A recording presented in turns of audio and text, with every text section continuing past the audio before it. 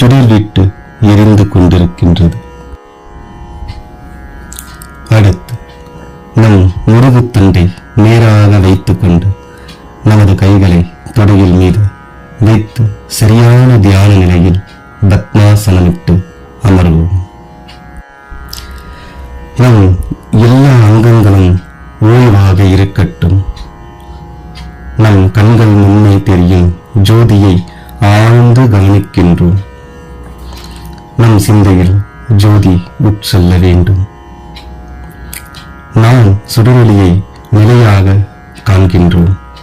இதுவே ஞான ஜோதியை, தூய ஜோதி, அன்பின் ஒளி, திருவருட்பிரகாச வள்ளலார் கூறிய அருட்பெருஞ்சோதி என்றும் எடுத்துக்கொள்ளலாம்.